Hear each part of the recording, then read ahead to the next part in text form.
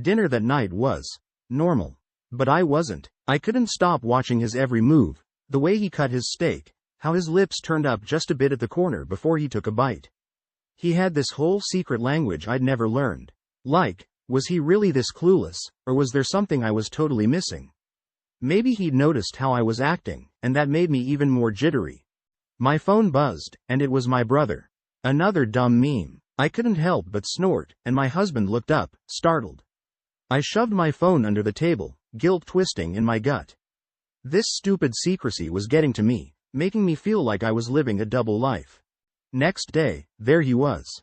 Coffee shop guy. Our eyes locked as I ordered, and seriously, it was like a jolt went through me. A good jolt or a run screaming jolt? I honestly couldn't tell. My heart started hammering in my chest, and I think he noticed, because his eyes lingered on mine too long. Did he know? Could he feel this weird thing between us?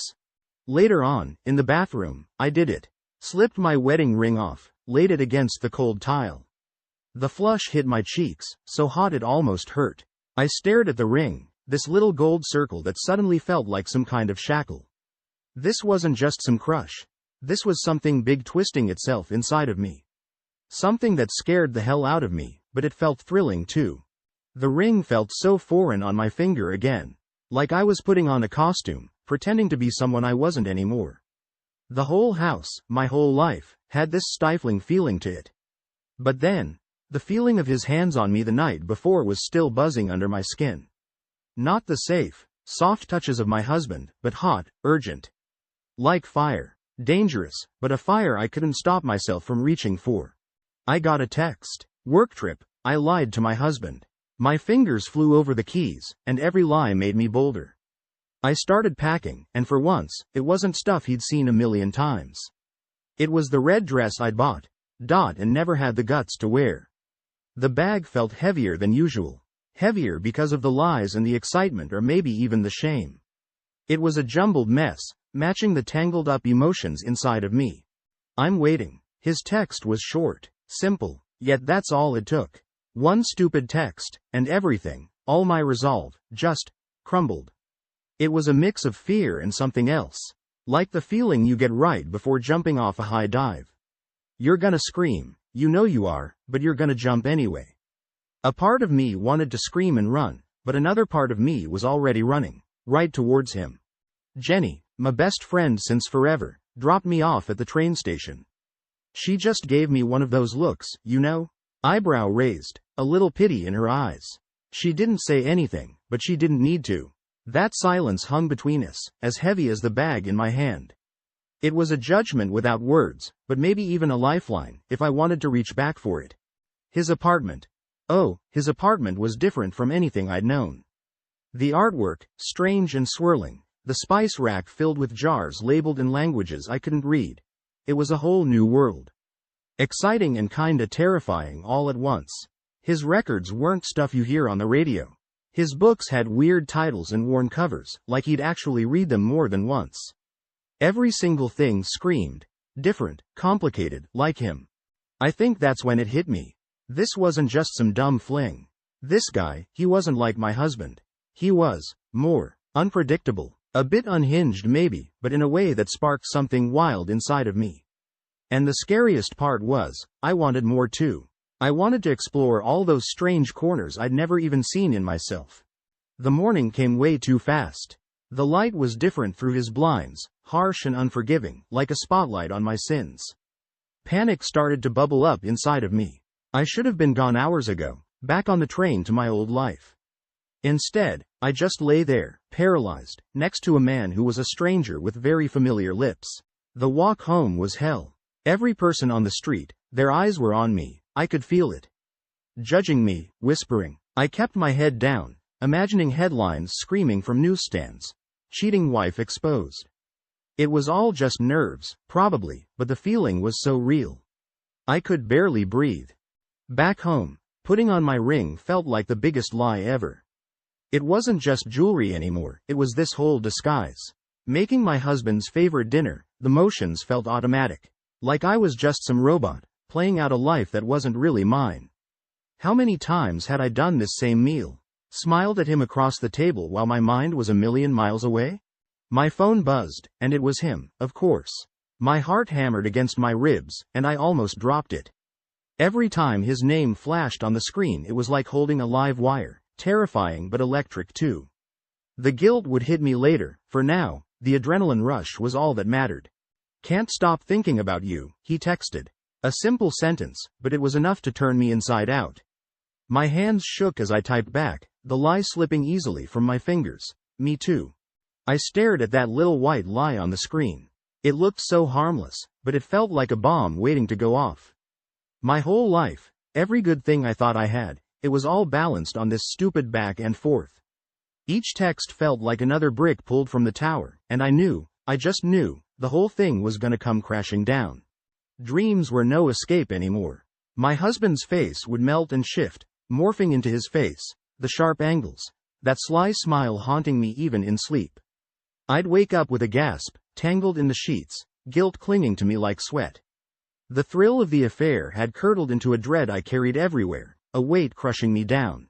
My phone buzzed, and I almost threw it across the room. It was my brother. 3 words stared back at me. "I saw you."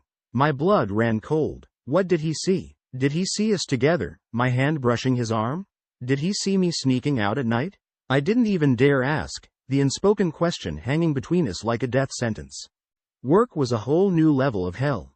Emails blurred on the screen, my boss's voice just a meaningless drone. Every stupid spreadsheet, every conference call, was torture. My mind wouldn't focus, fixating instead on my brother's text. "I saw you, I saw you, I saw you," echoed in my skull like a drumbeat. The shame made me physically sick, the fear even worse. My husband. God, his kindness just made it all worse. His, "Are you okay?" cut into me with surgical precision. His worried brow, the genuine affection in his voice, it all made me want to scream. He didn't deserve this act one was putting on. He deserved honesty, a wife who could meet his gaze without flinching. That night, he touched my face. Just a soft brush of his fingers, a gesture that used to be as comforting as a warm blanket. But now, his touch burned. He looked at me with that same care in his eyes, and I swear, I almost broke down and confessed everything right then and there. But the words wouldn't come. Cowardice choked me, keeping the truth locked inside. I turned away, hating myself more with each passing second. The lies were building up, piling higher and higher until they threatened to smother me. My brother knew, maybe others did too. My husband's concern was morphing into suspicion, a spotlight shining directly on me. The walls were closing in. And me? I was the rat caught in the trap of my own making, desperately chewing at the bars but knowing escape was impossible. This wasn't a messy crush anymore. This was my whole life imploding, and all I could do was watch the inevitable explosion. The house suddenly felt cramped, suffocating. My parents in town, their familiar chatter, their questions about my work, my friends, background noise compared to the storm in my head. I went through the motions, dinners, polite smiles, all the while feeling like I was on stage, the spotlight getting hotter by the minute. "Something's off with her," I heard Dad whisper to Mom in the hallway. My ears perked up against my will. "She seems distant. Trouble in paradise?" His voice was low, but my paranoia amplified it. Had I slipped up? Said something I shouldn't have? Their eyes would flicker my way, and I'd swear I could see the suspicion growing behind their smiles. I needed escape, so I took a walk in my old neighborhood park. Used to be my happy place, but now every tree, every bench, was just a reminder of the carefree girl I wasn't anymore. And then I saw her, Mrs. Peterson, my middle school teacher. The one with the kind eyes who always saw through my excuses. She caught my eye, a knowing look on her face. No judgment, just a question. An understanding. I looked away, unable to meet her eyes, and hurried on. That night, everything exploded. My husband cleaning out his drawer, my travel bag shoved in the back. I tried to play it cool, but when he pulled out that stupid little hotel-sized shampoo bottle, it was over. His face, his whole body, went rigid. The questioning look, the hurt confusion, it was unbearable. He didn't have to ask. I couldn't look him in the eye. My silence was the final confession. Jenny offered her sofa. It felt more like jail than a sanctuary. Her pitying looks were another form of judgment, the quiet a different kind of noise than my parents, but equally suffocating. Her apartment, with its 2 clean surfaces and its carefully arranged bowls of potpourri. It was a stage set for a person I no longer was. My life was a crumbling house of cards, and I was trapped in the rubble.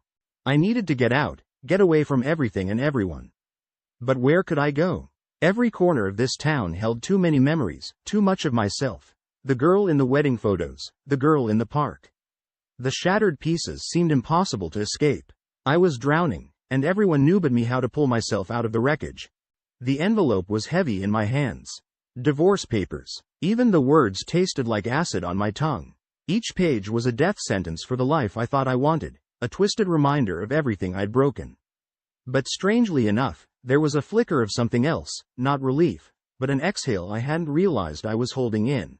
I needed to drown out the words on those pages, the whispers of my parents, the disappointment in my brother's eyes. So, I wore that dress, the red one I'd never had the nerve for, and I went dancing. The club was a blur of lights and sweat. I pushed my body to its limits, the rhythm a desperate attempt to match the chaos in my head.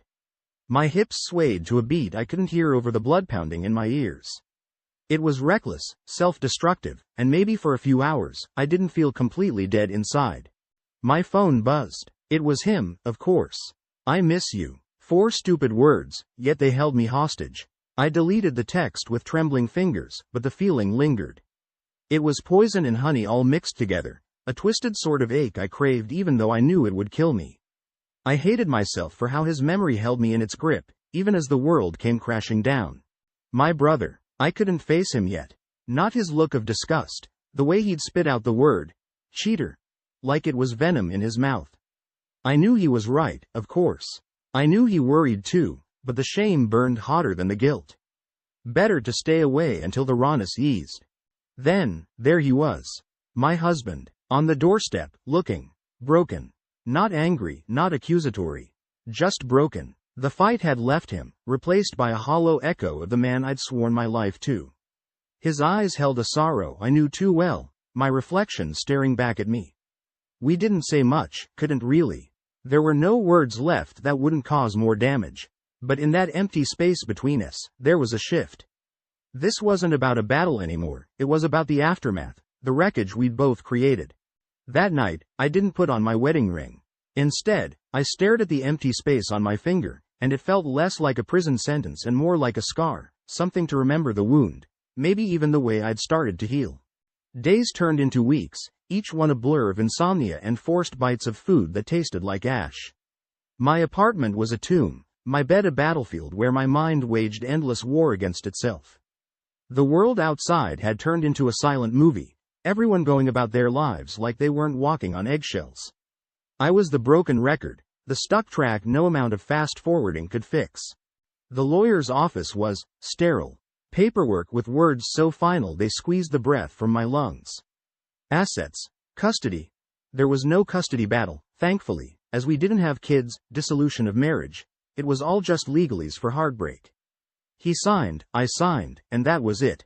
My whole life, reduced to a few scribbled signatures and a stamp. I stumbled out of there, shell-shocked. Did that seriously just happen? My feet led me to a generic coffee shop. The smells, the buzz of people, all of it a jarring backdrop to the silent scream inside of me. I just sat, staring, hands wrapped around a mug I had no intention of drinking from. Life had a cruel sense of humor, that was for sure. Then, I saw him on the street. Not him, not really. Just a stranger with the same broad shoulders, that same way of tilting his head when he laughed. My heart did a flip, stupid heart, doing gymnastics for a ghost. Then the guy turned, and it wasn't him at all, just another face in the crowd. I collapsed back in my chair, equal parts relieved and devastated all at once. My parents swooped in like they could heal this with hugs and homemade lasagna. Their worried faces, the constant stream of, "How are you doing, dear?" It was suffocating. I knew they meant well, but their presence just felt like a constant reminder of the good, normal girl they raised, the daughter who was no more. Their clueless sympathy just made me want to scream. It was like I was living in 2 different worlds. The one where smiles were required and, "I'm fine," was the only acceptable answer. And the other one, the dark, lonely place where I was unraveling entirely, thread by thread. Holding those two worlds together was exhausting. It felt like I was about to snap. The package on my doorstep was unexpected. My name, his scrawling handwriting. It felt dangerous, like holding a live wire.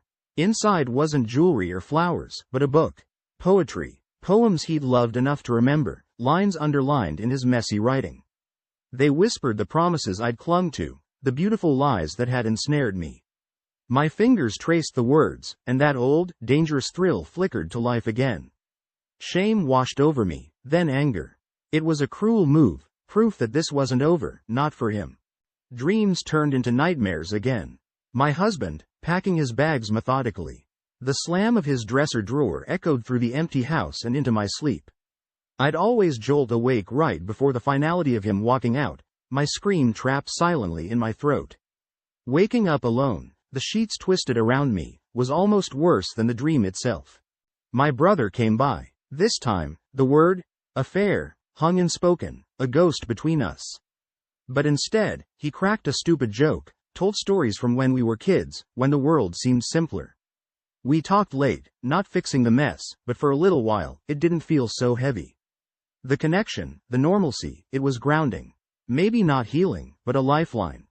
I went back to the park, that old place of escape now tainted by guilt. And there she was, Mrs. Peterson.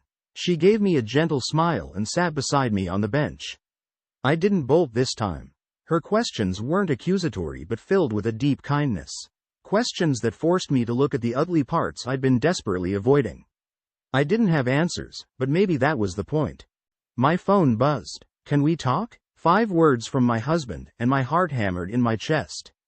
This was it, the real confrontation, the final battle maybe. It felt like an unexploded bomb, sitting there on the screen, and I was frozen, too terrified to disarm it, too scared of what would happen if I just let it explode. It was decision time, sink or swim time, and honestly, I had no idea if I could even tread water much longer. Night was hell. I'd lie in bed, eyes wide in the dark, a sick horror movie playing in my head. My husband's voice, twisted with pain, battling with his whispered sweet nothings. The echo of both their words hammered away at my sanity. My own treachery, my own weakness, played on endless repeat, and I had no way to shut it off.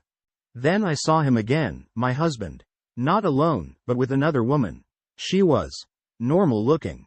Nice. There they were, laughing at some dumb joke, hands never quite touching. But it hit me harder than any fling ever could. This was real life. This was what could easily replace our shattered marriage. The wound it left went deeper, the pain more bone-chilling than anything that had come before. The meeting finally happened. Awkward doesn't even begin to cover it. Lukewarm coffee we didn't sip, a tense silence filling the air thicker than any fog.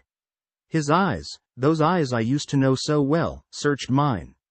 There was pain there, but also a flicker of something else, desperate hope, maybe? It sliced right through me. Let's try making this work, he said. And part of me, a buried, scared part, wanted to believe the words, to cling to them like a lifesaver. The hope in his voice, it was a knife in my gut. But another part of me, a cynical, broken part, knew it was a fairy tale. The words had no magic left. Jenny saw it before I did. She's always been sharper than me, cut through my own crap long before I even saw it. You haven't made a choice yet, have you? Her simple question was an arrow to the heart. She was right. I was frozen, playing both sides, running from the truth. This wasn't about either man anymore. This battle was me against myself, and I was losing, badly. The weight of this mess, the decisions I'd put off in some cowardly bid to escape the pain, it was crushing me. The ground was crumbling beneath me, and I was just staring down at my feet, unable to climb out of this pit I dug for myself. Rain hammered down, the kind that mirrors the chaos in your head. I walked, legs on autopilot, and ended up on his street. Staring up at his window felt pathetic, desperate, and exactly what I did. It was a self-inflicted horror show. His light went out, just as I knew it would. And then, another shadow at the window. My breath hitched. It was a woman's silhouette.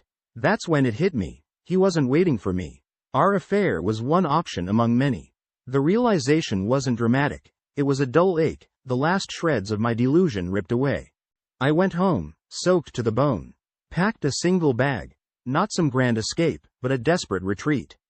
My brother showed up, thankfully saving me from explanations. He just nodded, grabbed my bag, and we left. The drive was a blur of rain and tears. My reflection in the window was a stranger, blurred and broken. The world outside whipped by, but I was frozen. Our destination was the beach house, where we'd spent carefree summers. Now, the endless sand felt more like a battlefield. But the sea, the salt air, it held a strange kind of promise.